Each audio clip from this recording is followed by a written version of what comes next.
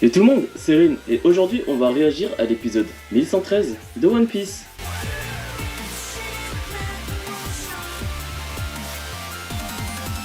Dans l'épisode précédent, on nous montre quelques heures plus tôt que York établissait son plan en donnant des ordres aux Séraphines. On s'aperçoit également que le navire de Barbe Noire est en direction de Egghead. Du côté d'Elbaf, Kid continue son bonhomme de chemin pour aller affronter Shanks. Shanks voit la dangerosité de Kid à travers son haki de l'observation et décide de le neutraliser avant que Kid ne fasse quoi que ce soit. Il finit par one-shot Kid et Killer en même temps en utilisant une attaque de Goldie Roger. Puis, le navire de Kid se fait détruire par Dory et Brogy. C'en est fini pour l'équipage de Kid. Bref, après la dinguerie qu'on a eue sur le one-shot de Kid par Shanks, j'espère que l'épisode qui va suivre sera du même calibre. C'est parti pour la vidéo réaction.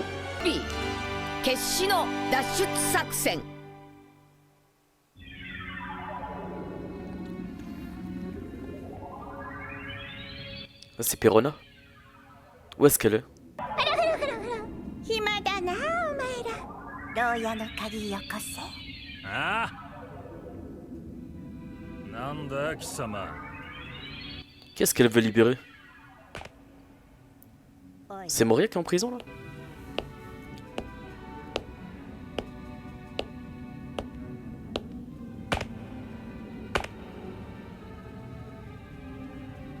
口を慎め、マヌケども。黙れって言わねえとわからねえか。 En tout cas, on observe déjà une bonne qualité de dessin et peut-être un peu d'animation. Hein. Donc ça envisage un très bon épisode.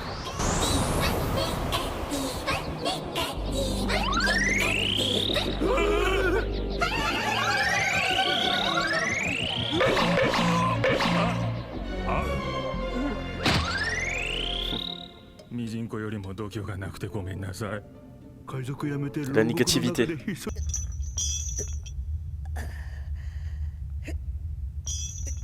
Oh, c'est Kobe. Là, il est devenu extrêmement chaud à savoir faire des pompes en équilibre. Avec un poids. 元気ねえやつばっかだな。はあ？おい、お前！ Chez tout le monde, on voit que des squelettes et lui, au lieu juste de se reposer, il s'entraîne. Il perd des forces.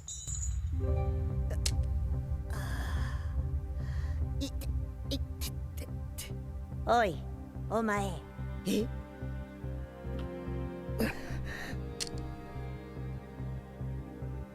君は？お前、英雄コビーとかいうやつか。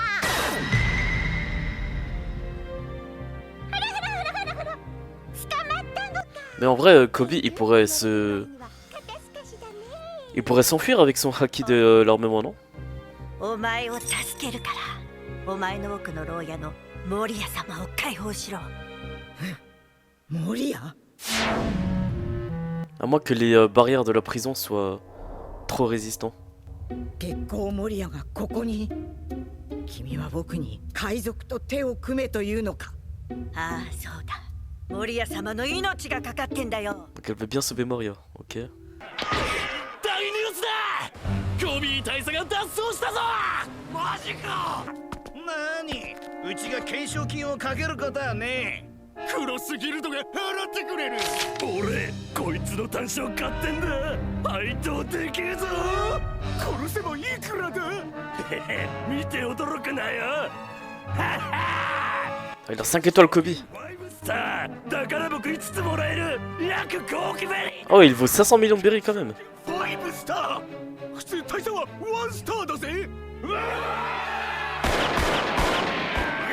Et là, c'était la prime de Luffy avant Whole Cake Island.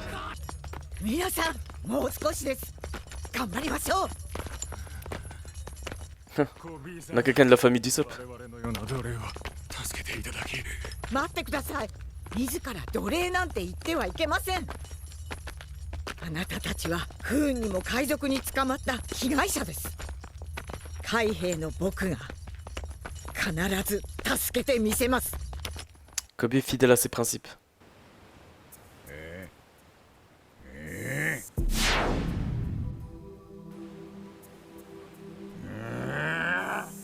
Putain, mais depuis quand? Depuis quand le crâne il peut bouger? Je pensais que c'était une structure. 左胸のあたりがくすぐってにゃ。そこには売却前の奴隷たち。にゃ。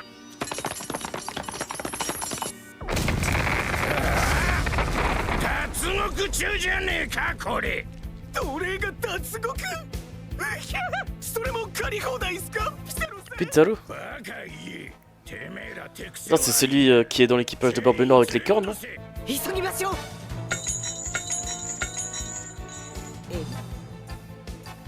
私たちはここまでです。足手まといになる前にコビー大佐だけで逃げてください。皆さん元気を出してください。希望は捨てちゃいけません。僕はおとりになりますから、皆さんは必ず逃げ切ってください。ではまた後ほど。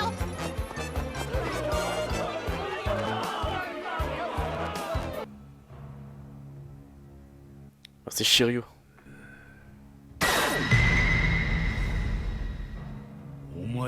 Il a le fruit de l'invisibilité.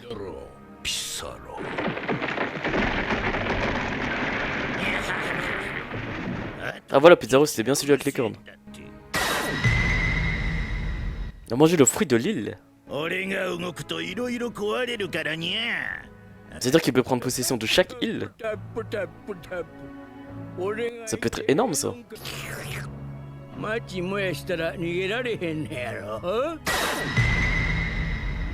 Fruit de glouglou. Évidemment.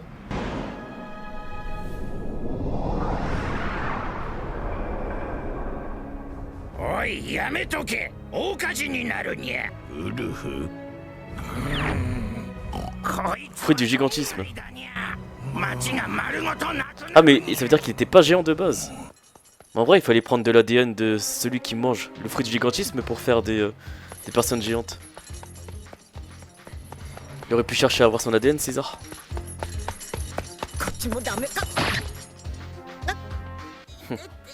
Comme par hasard.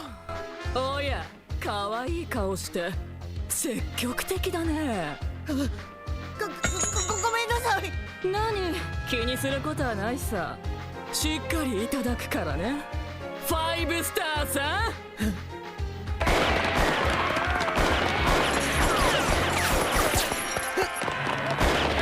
Allez Kobe, utilise ton haki. Ton haki de l'observation.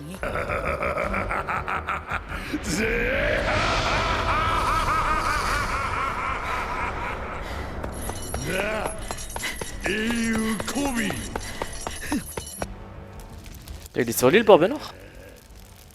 Ah non, c'était le passé. この島をこの海賊島を一つの国家にしてえのさ。世界政府に所属する国にな。 Il pense vraiment qu'il réussira à rentrer dans le gouvernement mondial alors que c'est un pirate qui utilise la force et la crainte pour arriver à ses fins.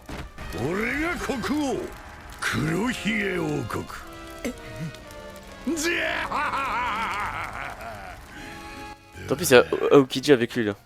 Je me demande ce qu'il va en penser.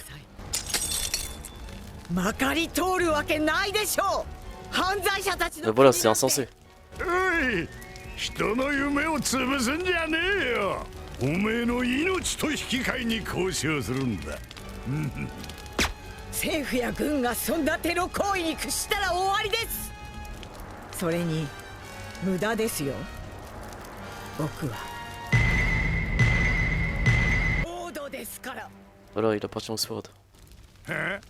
ソード？なんでするや。そうなのか。ダメだこりゃ。取引は諦めろ、ティーチ。な、ソード。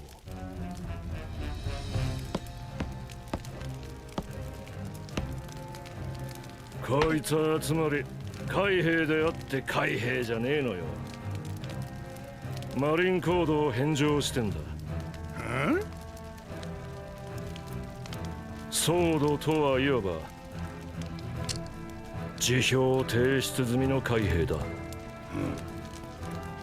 Ah donc quelqu'un d'Histoire ne fait plus partie de la marine. Ou alors ils font partie de la marine mais non plus les restrictions de la marine. その代わり海軍は一切こいつらの行動に責任を持たずいつでも首を切れる。なるほど。俺たちと戦うのに許可待ちしてる薄のろどもと構わず突っ込んでくる奴らの差はそれか。嫌いじゃねえ。なるほどな。だが作戦は変えねえ。やるだけやるさ。たとえソードだとしてもお前が英雄と呼ばれてる以上それを見捨てる海軍を貫けるかな。 C'est vrai que son titre on peut pas le retirer aussi facilement. に問いかける。そうすりゃ政府は無傷じゃ済まねえ。その時が来るまでぶち込んどけ。んで楽しみだ。逃がすなよ。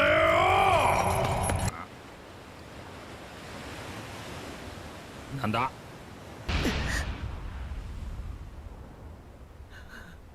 港に海兵が3人現れたぞ。え、海兵？嘘でしょ？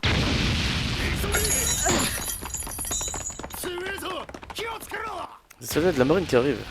Ça doit être Garp du coup. Garp avec Helmepo et quelques autres soldats j'imagine.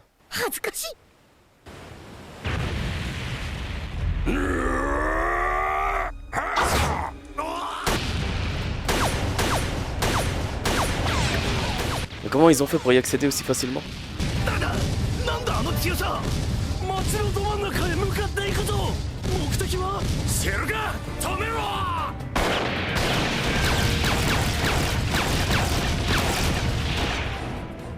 Ah, ils ont des fruits du démon.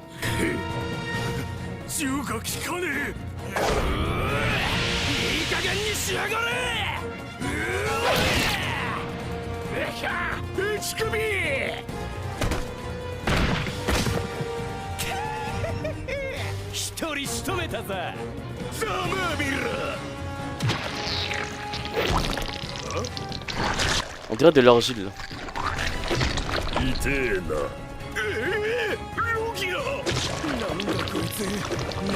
Ouais voilà c'est ça. Il a le fruit de l'argile du coup.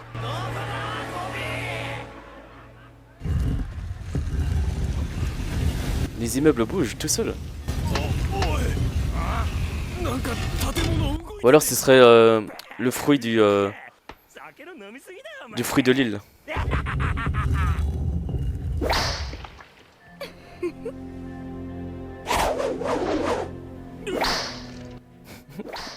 Pourquoi elle fouette le mur?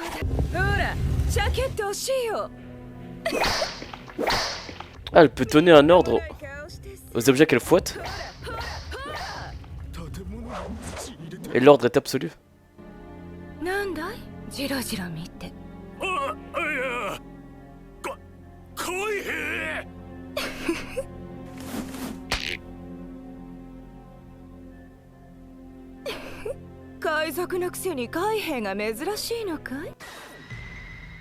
Fruit du fouet. C'est la petite fille de Tsuru.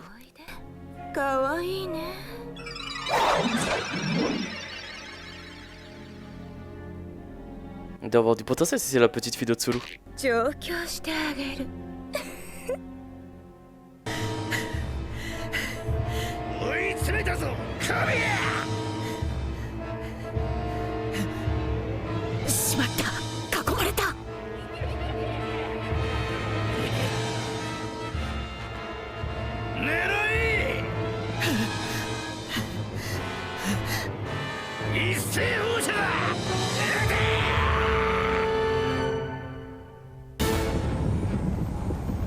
Eh non, il y a Garp qui va arriver au bon moment j'imagine. Aïe aïe aïe.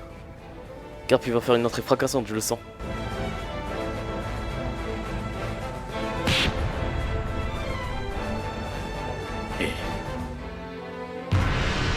Oh, j'ai hâte.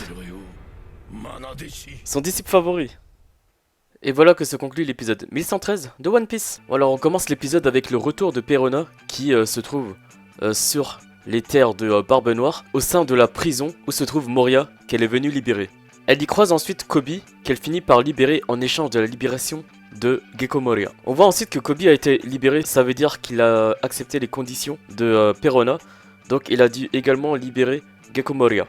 Mais dans tout l'épisode on ne voit pas du tout Gecko Moria ni Perona à la suite de cette libération, ce qui veut dire que si jamais il y a quelque chose qui va peut-être mal se passer, on aura peut-être droit à un sauvetage in extremis de Gecko Moria.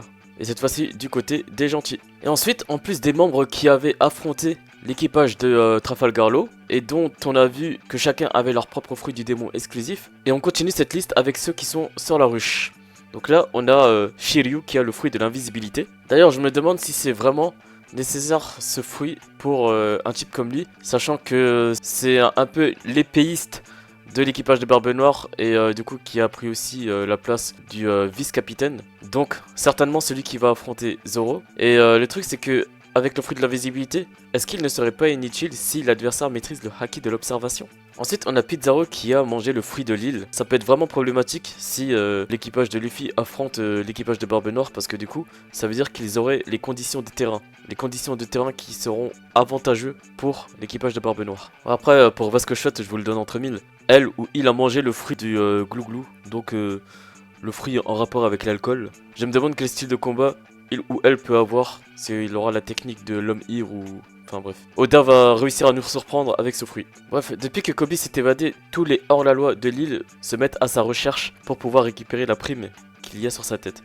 Et celui de Koby, qui est le héros de la marine, à 5 étoiles, ce qui représente 500 millions de berries. Donc la prime qu'avait Luffy juste avant Whole Cake Island à Dressrosa. Et l'épisode se termine avec l'arrivée de Garp, qui risque de foutre un gros bordel sur l'île de la Ruche en l'absence de Barbe Noire. Bref les amis, c'était tout pour l'épisode d'aujourd'hui. J'espère que la vidéo à réaction vous aura plu. N'hésitez pas à liker et à vous abonner. Et on se donne rendez-vous pour le prochain épisode. Jusque là, portez-vous bien et on se dit à la prochaine. Allez, ciao!